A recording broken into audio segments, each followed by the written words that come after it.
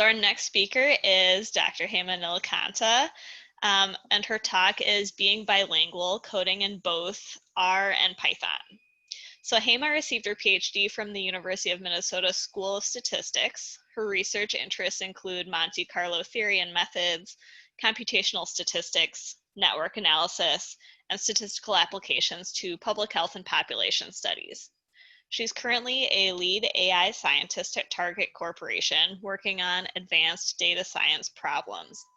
And then also a fun thing is she's my academic sister, and she just joined this newly formed biking team. So next summer you can cheer for her on her bike. All right, go ahead, Haema. You're gonna be great. Thanks for that introduction, Christina. Yes, I'm very excited about this biking team. So first of all, I just want to thank both Lindsay and Christina for inviting me to the conference this year and to give the following talk. Like the previous speaker, Lisa said, the topic for this talk was a bit inspired by self-interest, as I was interested in learning more about how I can integrate both R and Python together. As Christina mentioned, I currently work at Target in AI science in industry, and a question that I face a lot and I thought about too is, what programming language should you choose? R or Python, right? And there are tons of opinions on this. There's no shortage of thoughts of which is better. Now, I come from a stat background, so I'm already biased towards R, and I'm in an R conference right now. So you can probably imagine the bias of myself and the audience.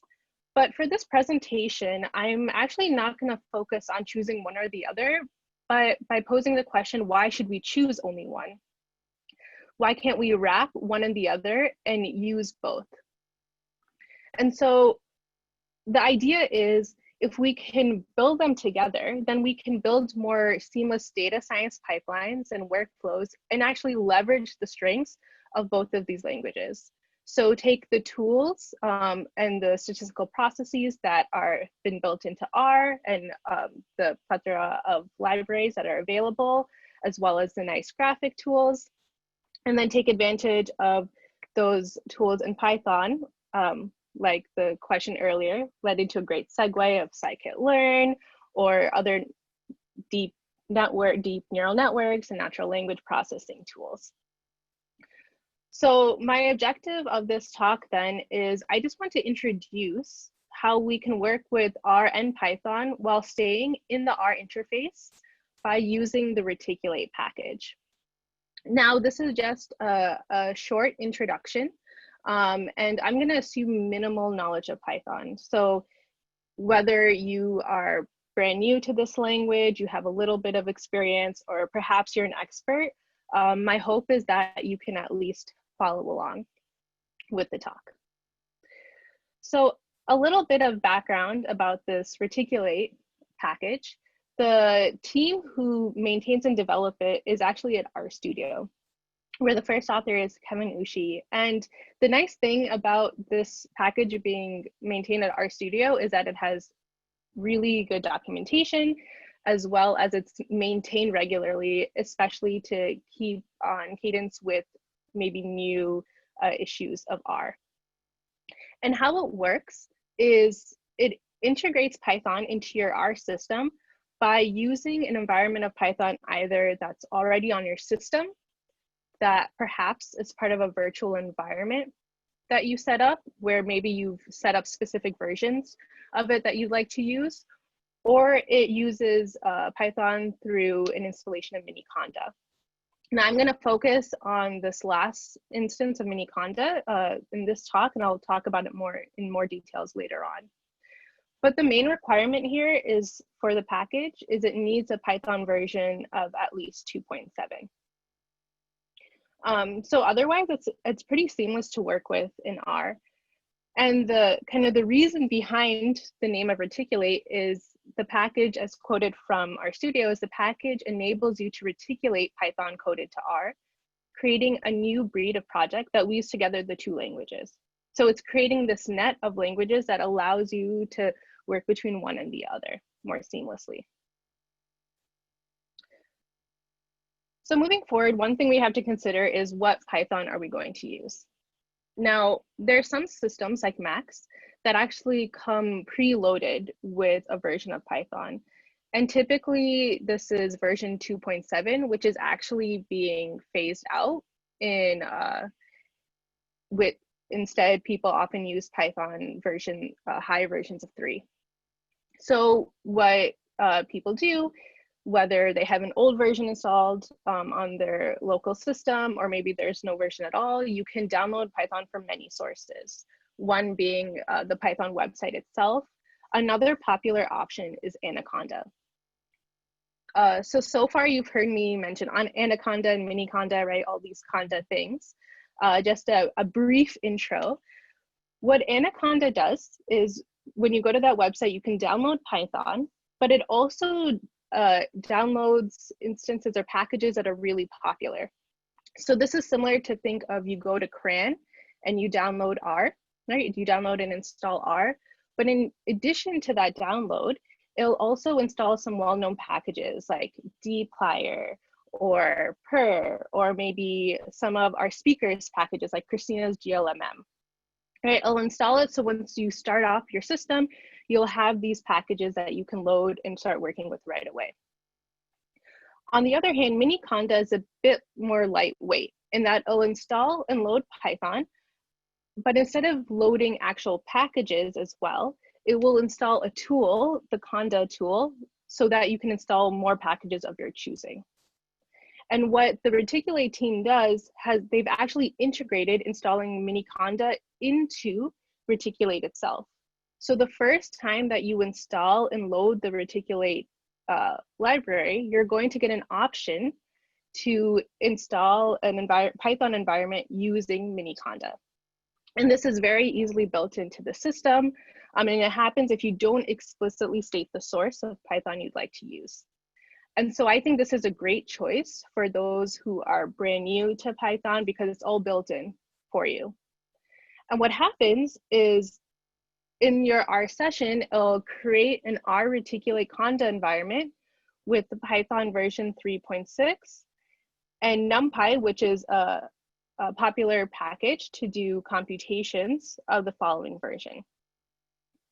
Now, to make this a little bit more clear, right, we're gonna walk through the process. And while I have some code written on the slides, I also want to do so interactively. So I'm going to flip to an R session, and I hope I don't make you dizzy by going back and forth. Okay, can you see my R video screen? Okay, great, thank you. Now this code is available on the GitHub as well, so you can follow along as well. So I'm in a session of R, and I've actually already installed Reticulate, so I won't take the time to do that as well. But I can start off the session, right? And just to make sure what package version we're using is 1.16, the most recent version that we have. And we can actually see what Python source is it using by using the pyconfig function. Okay, scroll up. And we can see that the Python that's being read in is coming from this R Reticulate Conda environment. It was all using this R Miniconda. We can see that the version of Python we're using is 3.6, and we also have this NumPy package as well with the following version. So now that we have Reticulate going and we have the Python environment, we can use it moving forward. So I'll come back to the slides. Right, this is just what I showed before. Now, to those of you who are new to Python, one thing to consider is how do you translate between the two, right? And that's typically you're comfortable in one language and to move to the other. And so here I've provided just a very brief translation dictionary. So one option is when you load packages, typically in R, we use this library command and then the name. In Python, you can use the import line. And you can actually be more specific and import specific modules from a package by using from a certain package import a specific module.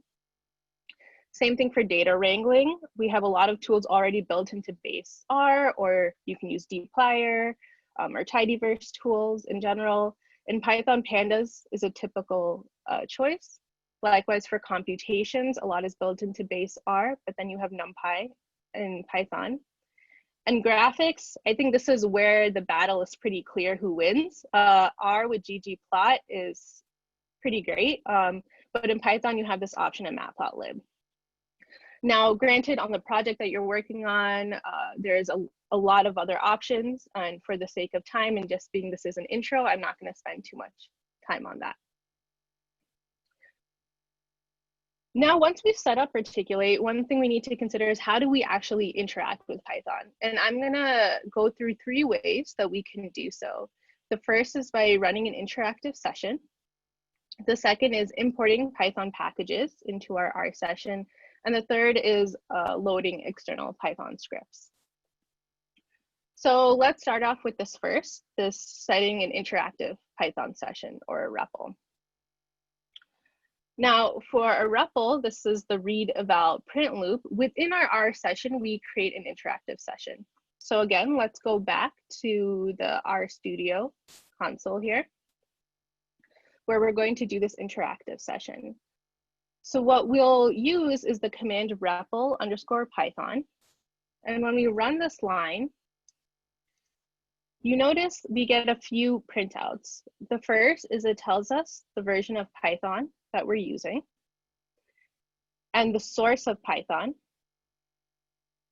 In addition, we have these 3 arrows, and that indicates we're now in a Python environment.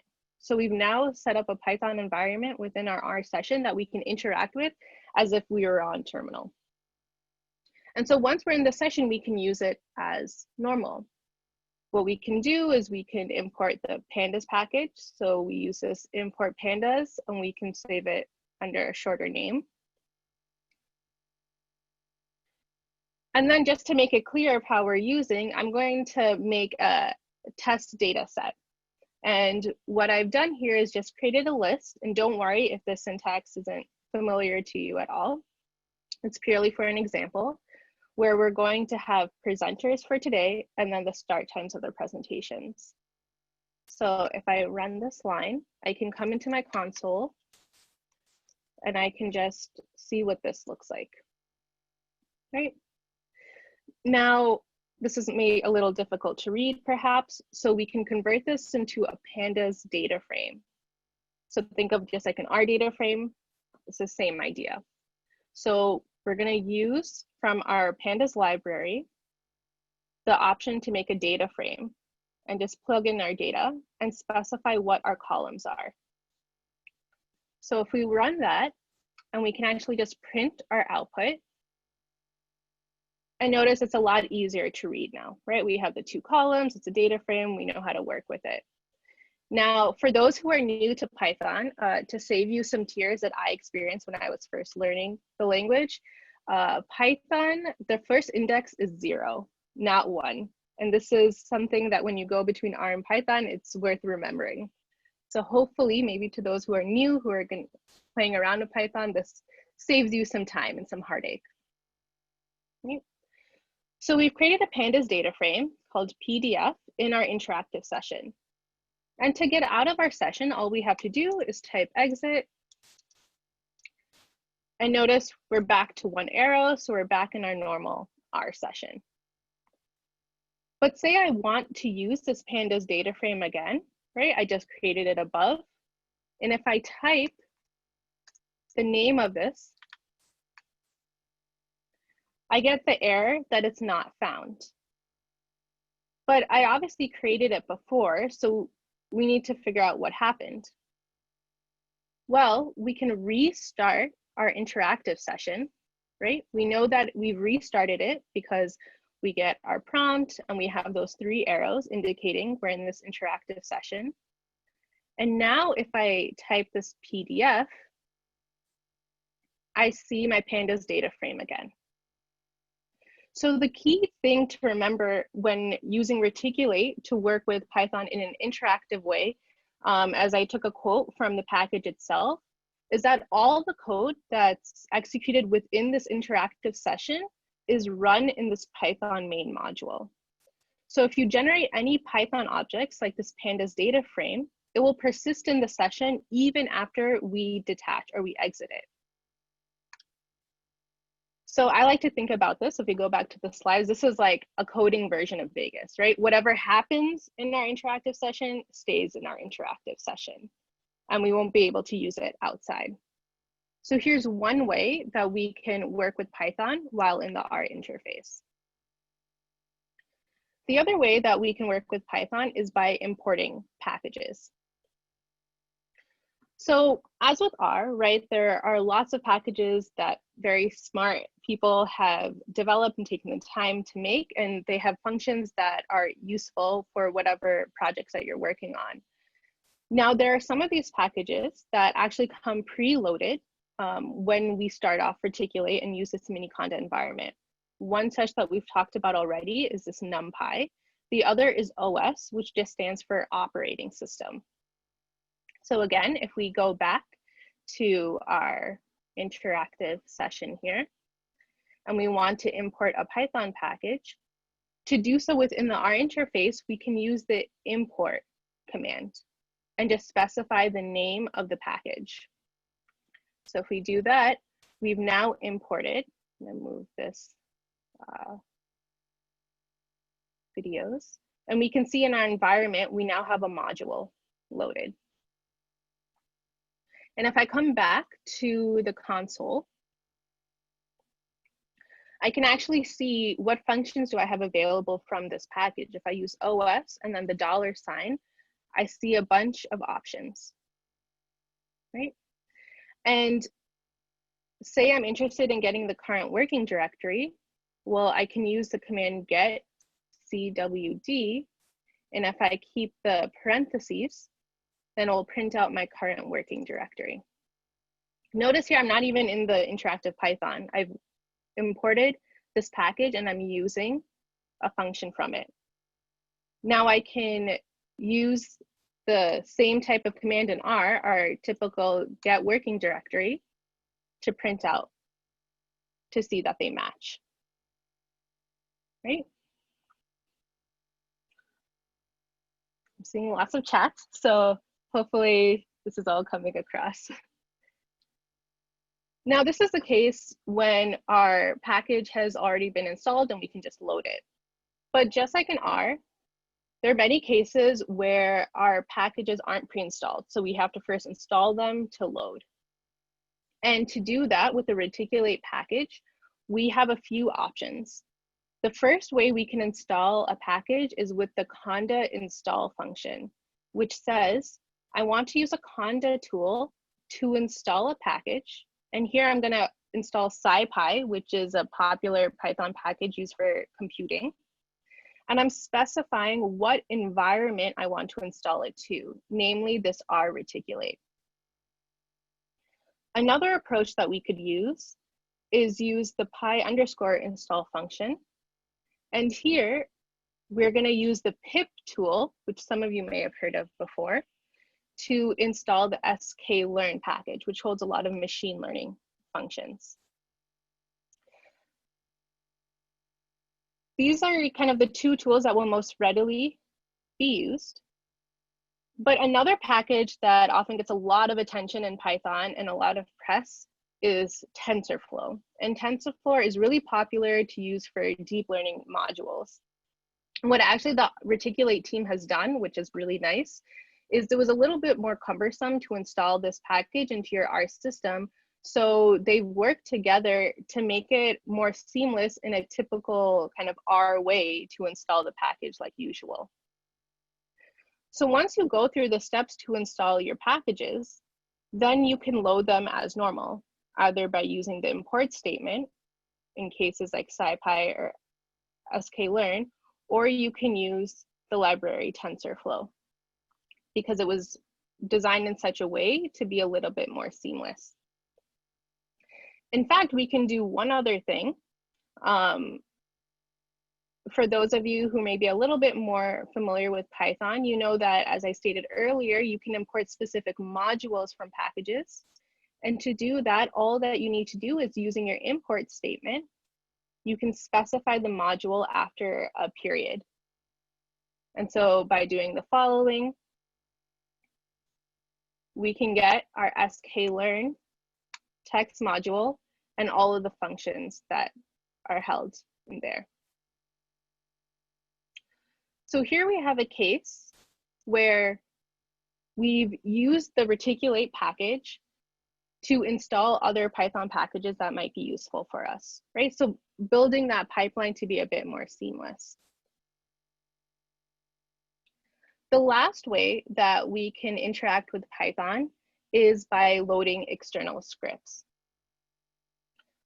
So think about this as you have another file that has functions that you want to read into your session, right? Instead of having to rewrite all of them, we can use that in our session. So let's consider we have the following file, logitfunc.py, right? And we want to compute the logit function, which we typically see when we're doing logistic regression.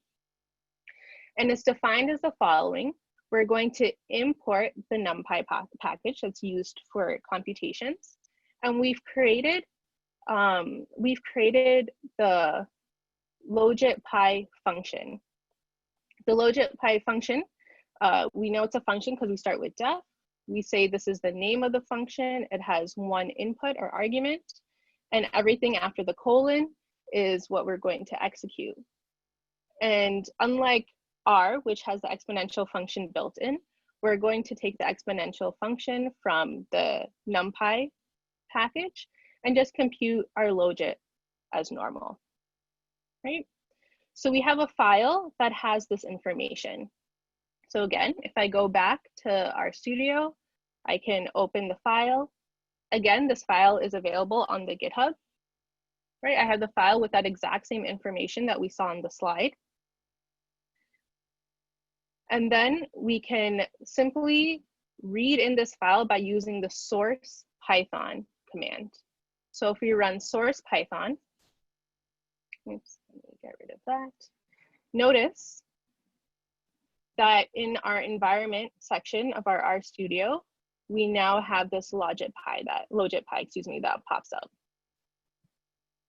And then we can use it as normal, right? We can take our function and just put in any argument that we want, and we have our results.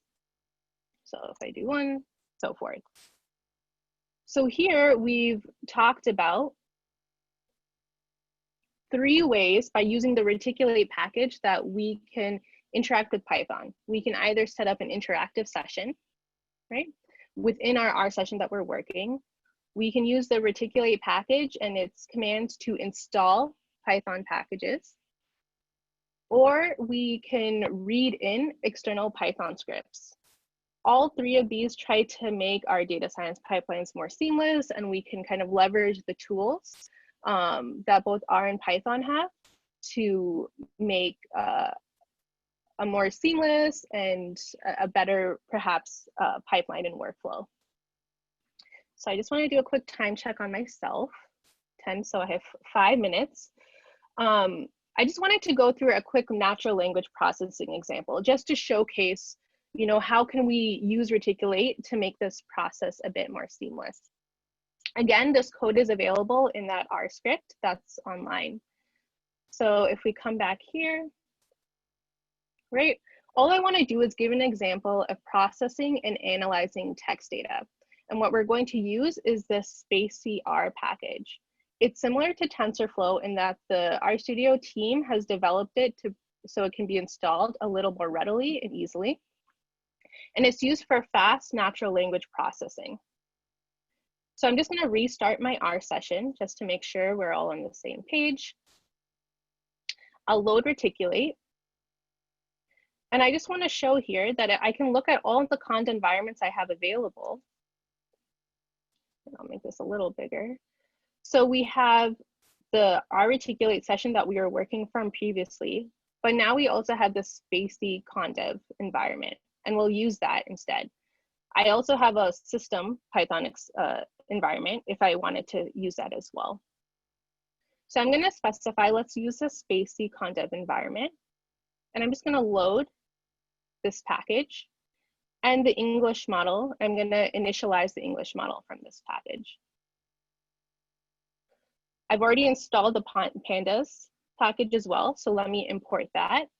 And now let's read in some text, right? 3 just amazing sentences that I wrote, obviously being sarcastic. And I can just see that if I type text, I have that information, right? Now, a key in natural language processing is breaking up the text into components and studying it. And so we can use this spacey parse command now from the package to break down these words. And notice what we're using these tools from the Python package to break down our sentences into tokens or parts. And it has the tools to identify what type of parts are they, right? Is it a noun? Is it punctuation? And so forth. Similarly, we can break up the sentences into the tokens and so forth. Blah. We can also break up the text into phrases like an R conference or the best conference. So we have these tools at our disposal. But just to wrap up quickly, let's go back to this word breakdown, right? And if we look at the class, it's a data frame and a spacey R parsed. I can convert it back to pandas data frame, which we have all these options here. But let's say I want to go back to R and use the graphic interface. I can make it a data frame, and I can use good old ggplot now to plot the number of times I see different types of words. So here I've built a pipeline where I've used Reticulate to read in a Python package, parse that text, and then go back to R to make nice graphics of those results. So this was just a brief overview of the Reticulate package, ways to build more seamless pipelines and leverage the best of both systems. There's a lot of good resources out there, and I've linked a few here on this website, on these slides, excuse me, that would be worth checking out. So thank you. Any questions? Thank you. Yes, we do have one question. Okay. How would you compare these approaches to Python code chunks in R Markdown? So that's a good question. Python code chunks in R Markdown, they kind of work like interactively. So in that code chunk, you're going to work interactively. But the nice thing is you can call the results from those code chunks later in your document. You just have to add a little pi prepend to say where the variable is coming from or your output is coming from. Nice. Other questions? And for that question, there's a lot of documentation on that as well that's available in some of these links. So I don't think I'm seeing any other questions. I just have to say I'm sold. I am obviously an R diehard, but this seems pretty cool. So I could be convinced to use Python a little bit in R, I think. At least makes it a little bit more approachable. Yeah.